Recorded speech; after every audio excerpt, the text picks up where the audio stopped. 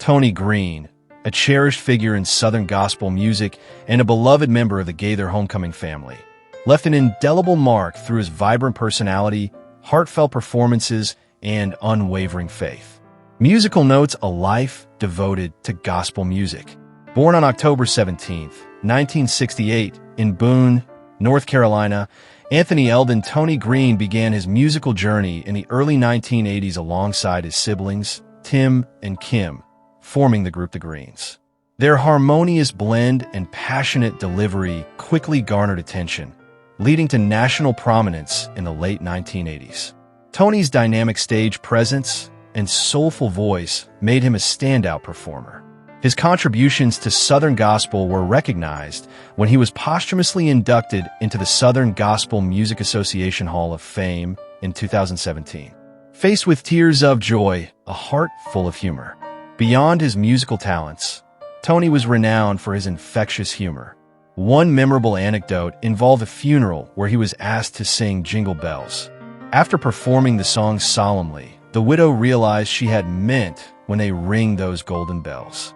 Tony's recounting of this story, complete with his signature laugh and snort, left audiences in stitches. His ability to bring joy and laughter, even in somber settings, showcased his unique gift of connecting with people through both song and story. Now these folks are from Boone, North Carolina. And do you sing full time? We sing full time, but we're bivocational. My brother Tim pastors a church. You're what? We're bivocational. That means we do other things besides sing. That means like if you just didn't do this like on Monday and Tuesday and Wednesday, if you was a Walmart greeter, then you would be bivocational. I see. Well, I'm available. So you're available. And you'd be given. But what time that we're not singing, my brother Tim pastors the Westview Baptist Church in Boone. Taranda works in the recording studio and does backup vocals. And I work in a funeral home. I'm an undertaker. Bill, I'd be the last man to let you down.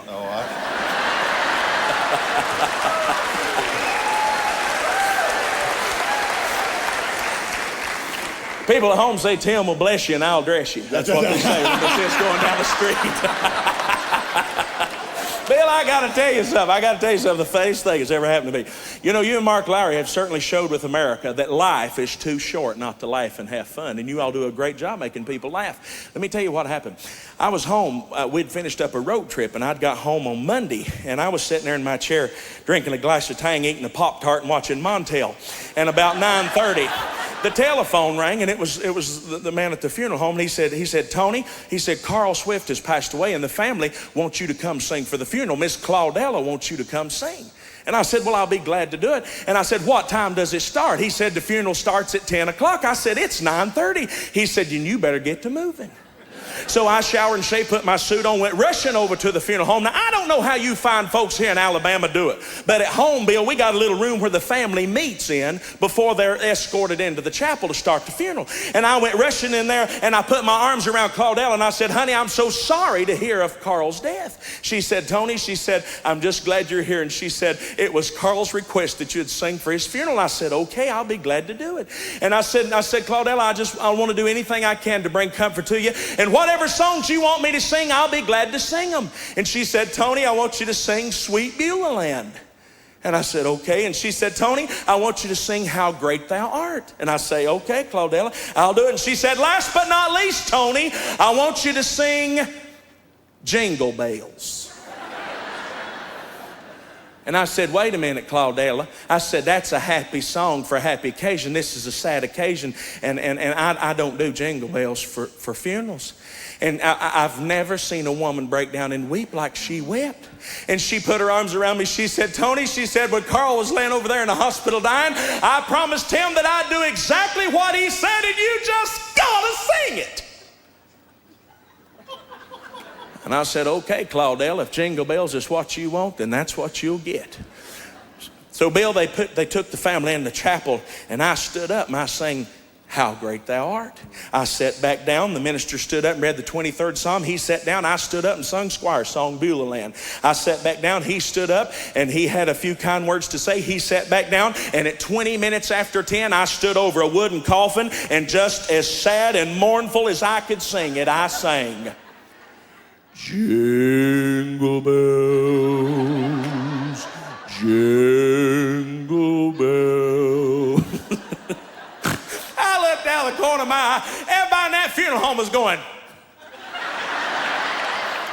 It got so embarrassing, undertakers went out.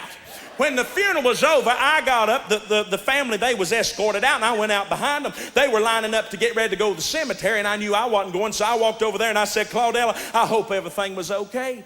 Bill, she looked at me, and she said, Tony, that was the best singing I've ever heard. And I said, well, thank you. Is there anything else I can do? She said, I just want you to pray.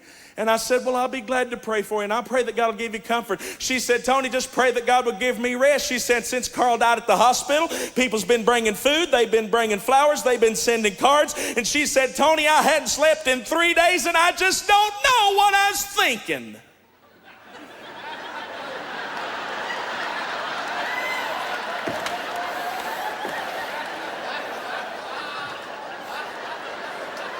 George, I looked at Claudella and I said, what do you mean you don't know what you's a-thinking? She looked at me and she said, Lord, Tony, that song wasn't Jingle Bells. What I meant to say was, when they ring them golden bells.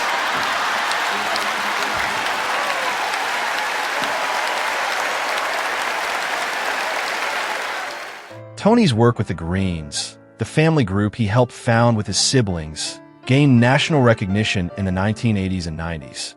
Their growing popularity and heartfelt ministry opened doors to appear in Gaither homecoming videos and live concerts.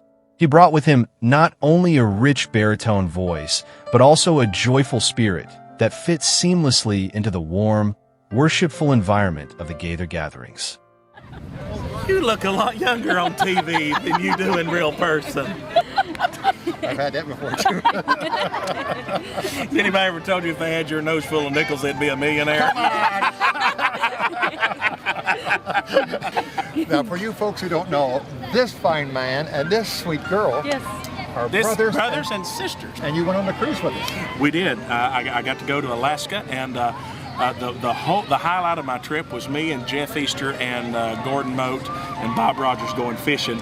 And I was there and experienced the first time Gordon Mote ever caught a fish. And it was wonderful. And all I could think of is Gordon's tune is as I catch them, God cleans them. It was a spectacular moment. It was great.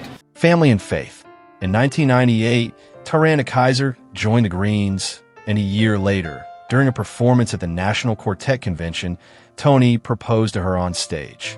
They married in February 2001 and were blessed with 2 daughters, Isabella and Jocelyn, despite earlier medical predictions that they wouldn't be able to have children.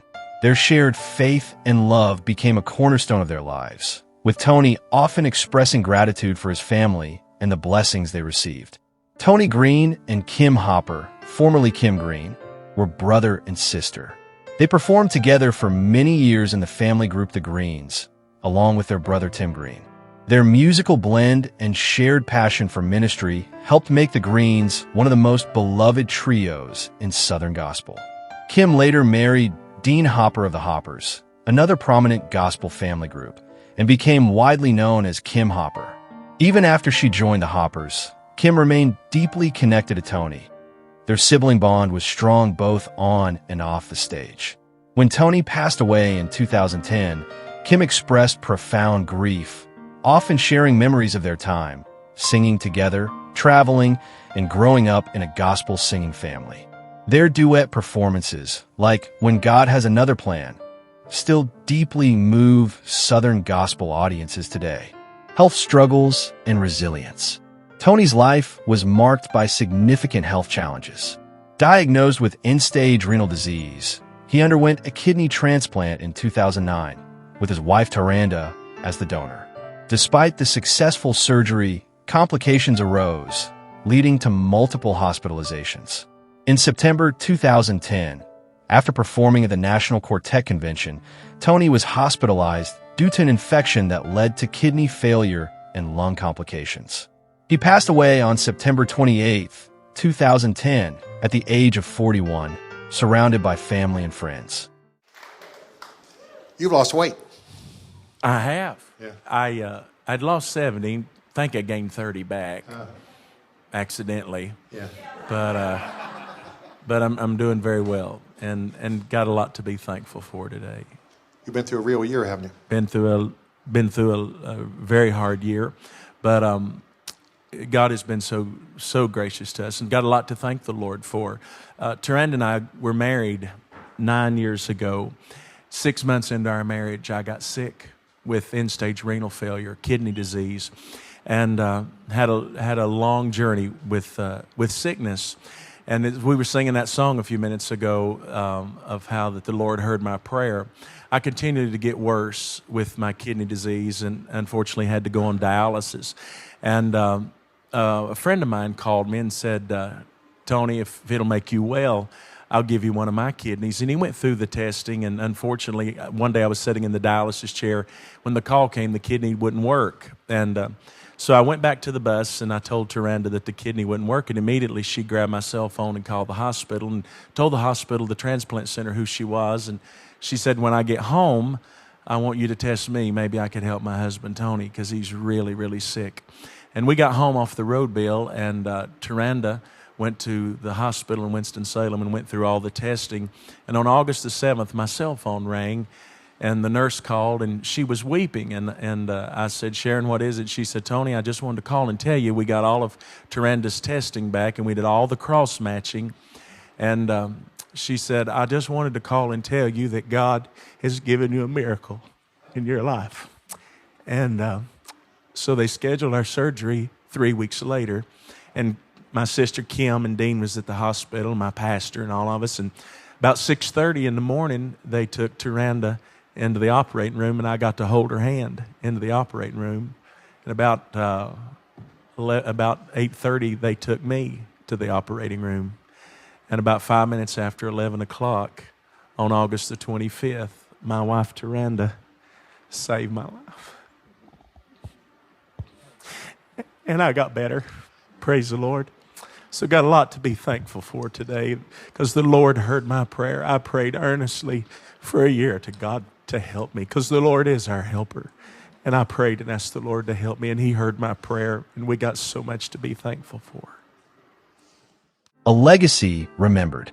Tony Greene's passing was a profound loss to the Southern gospel community.